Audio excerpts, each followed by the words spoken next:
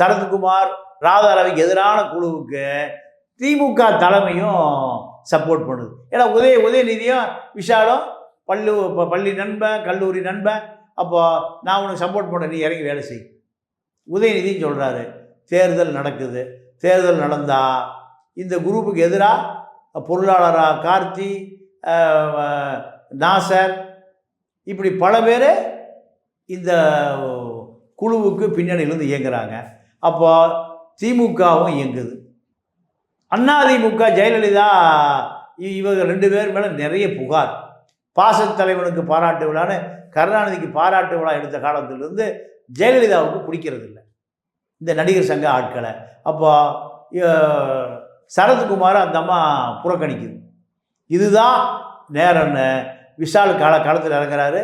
நீங்கள் விஷால் ஜெயிக்கிறாரு, ராதா ரவி சரத்குமார் கும்பல் தோற்று போகுது.